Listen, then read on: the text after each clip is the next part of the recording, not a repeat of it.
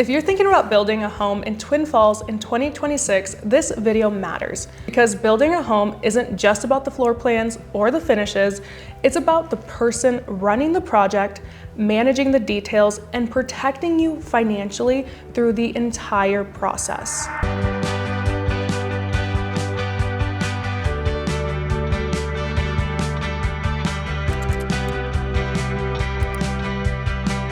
My name is Eliza Mendoza.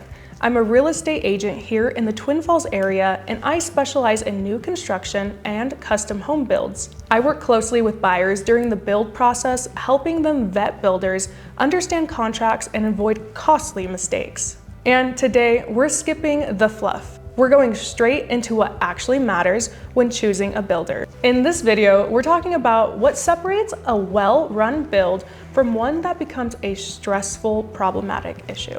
Why experience and education matter, especially in Idaho.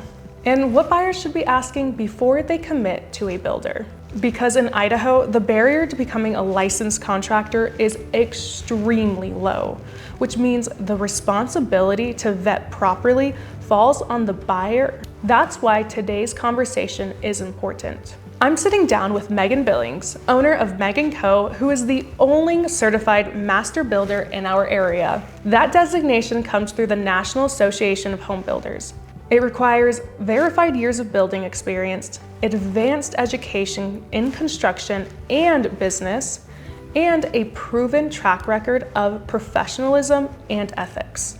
In a state where almost anyone can legally call themselves a builder, that distinction matters. So today we're talking about standard process and what buyers should actually be paying attention to when they build. Megan, I just want to jump straight into the meat and potatoes. When buyers are choosing a builder, what do you think they should be evaluating that often gets missed?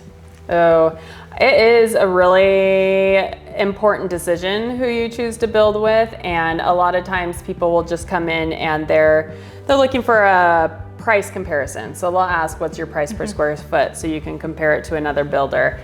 And it's really, it doesn't have a place in this decision because finances are very, very important, and you want a builder that will be there to guide your project to hit those finances. But just giving a price per square foot without knowing what the house is going to be built like, what the design is, what types of material are going into it. Also, have we inspected the land? Do we know what we're working with there? And there's just so many factors that go into that. And if someone's willing to just give you a price per square foot, I'd be a little bit nervous. So there's a lot more that you want to be looking into when you're meeting with a builder beyond just what a basic price per square foot is. Okay, and Megan, you are a certified master home builder? Yes, so yes. What does that mean? It's a really nice word, but a lot of people don't actually understand that. It is something that I really hold near and dear and has been pivotal in our process because, like you mentioned in the intro, there is a very low barrier to get my license. It was a $40 application fee, I think, and getting insurance. And so there is this crazy low entry barrier with something that's the biggest financial purchase usually of your life, and also a very emotional one. And so getting into it, I just realized I needed people that I was wanting to build for to know that I was holding myself at a higher standard than that. So this program is put on by the National Home Builders Association, and what they do is they go through everything. They interview our past clients, they interview our trades and our suppliers and our bank, and they go through everything. It's about a 6-month process. Every 2 years we go through it. And it doesn't do anything for my business besides have some pretty letters after it, but the intent to do it is to let people know I'm trying to do this in a much different way, and I'm holding myself at a different bar, and that's what your projects are going to be like as well. That is pretty intense. I don't think there's anyone else that does that here. Not in our area, no. Megan, what separates a build that runs smoothly from one that becomes really stressful and problematic? Oh, I think there's two major things that really play into that. The first one, and I do feel like every horror story that you hear of custom building, it boils down to communication. So having a builder that is great with communication, has a regular cadence of reaching out, has a team behind them, so you're not just trying to get a hold of one person doing a ton of projects, is vital, because you need to know what's going on, you need to be informed and involved there. And honestly, we need to hear your questions, and we need to know when something feels a little off, or because most of our clients haven't been through this build process over and over again like we are, and so sometimes they're hesitant to ask questions, or we're not out there together. So we just set up a weekly on-site or Zoom meeting where we can meet with our clients, answer questions, explain what's coming up next. We have a software program so that they can see the finances anytime, day or night, which is awesome, or make selections, because if you're like most of our clients, all their decisions happen at 9 p.m. when kids are finally going to bed, and they can actually have a real conversation. And then I think the second thing is planning ahead. We love to have all of our specifications, so the details of what's going into the project decided ahead of time. And that does a few things for you. It means that when we're taking your project out to bid, we're bidding exactly what's going into it. And that doesn't always work out perfectly with timing. Sometimes we have allowances as you're making a decision, but ideally we would love to have everything decided all together, all at once, very cohesively. And we found that makes our clients a lot more confident in the decisions they've made, instead of running around through the whole project and getting that decision fatigue on top of the building stress. If we can take all of that out, have the design team backing you, bringing all of your amazing ideas and making it cohesive, it just makes for a lot more confident build. So.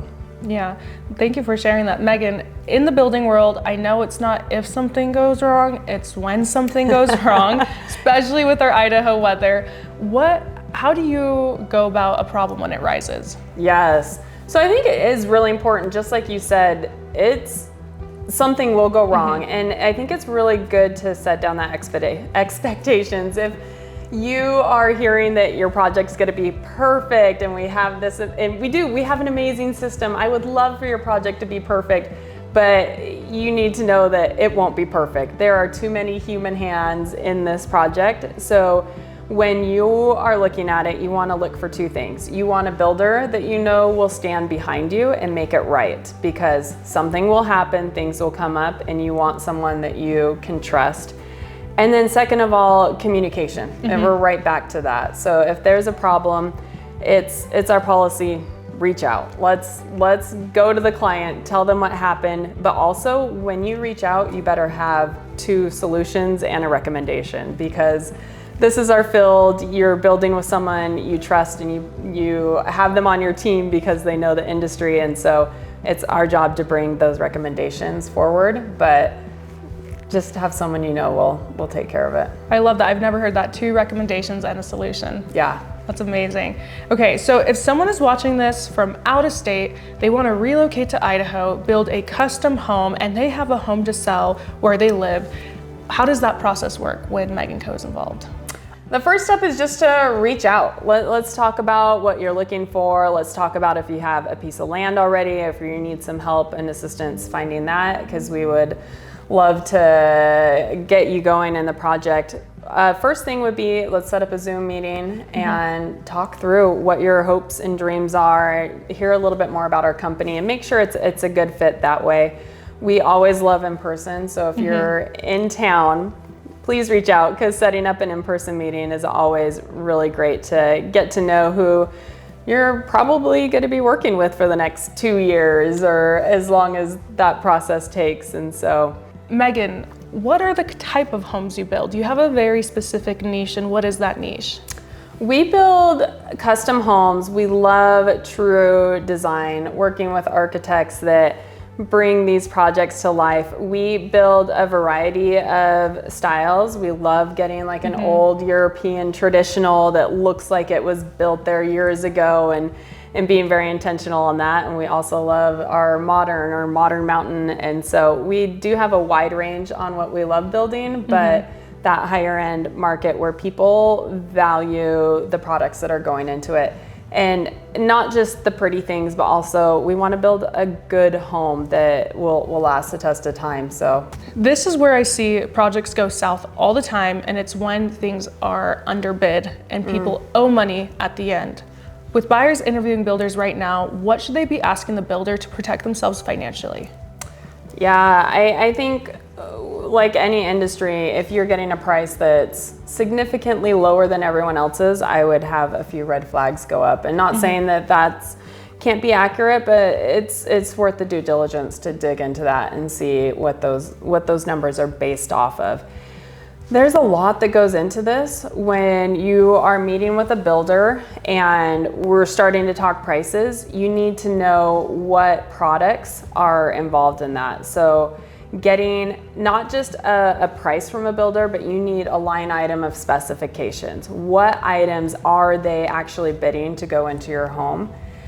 I think it's very important because you can get a price, but you don't know if that is for imported Italian marble or if that's for floor and decor tile. So having those conversations and digging into the details is going to be vital, and getting what you want. So having those conversations before any pricing that happens before that is just very, very hypothetical. Also, working with a builder that's going to bid out things and do the due diligence there. We're always taught to get 3 bids. Just growing up, that's what we always hear. And it is important to shop and make sure that your bids are competitive. But in an industry where time is money and quality and there is more that goes into it, be very specific about what things matter to you, because the different trades will bring different values to each of those. And so it's not always the lowest bid that's going to be the cheapest, because it may affect your overall timeline and other headaches that you'll experience down the road. One other thing to touch on when you're interviewing a builder is you want to know what their change order process is like. And if you don't know what a change order is, what that means is we already have a contract, we're going into the build with this as a plan, and now I want to change the scope. I want to change what we're building. So maybe that's you want to do different hardware on your cabinets. Something simple like that. And that's great and fine, and we will always have changes in a project. So having a contractor that has a process set up for that, make sure that they are doing change orders, that you are getting a price before you make decisions and before the work happens. That will protect you, it protects the trade, and it protects the builder, and it's just cleaner communication. So make your decisions with actual numbers and not just off of emotion or excitement or urgency. Sometimes the trade is there and it's quicker if you can just make a decision. But I think tracking those things and having that documented is just good communication. This is exactly why builder selection is the most important step in the entire building process. Before floor plans, before finishes, before breaking ground. If you're thinking about building in Twin Falls or the surrounding areas, slow this part down. Ask better questions, look for experience, and don't be afraid to expect professionalism. If you want help navigating that process, from vetting builders to understanding contracts to setting realistic expectations, that's exactly what I do. My information is below. If this video helped you, make sure to like, subscribe, and share it with someone who's considering building. Thanks again, Megan, and I'll see you in the next one. Bye.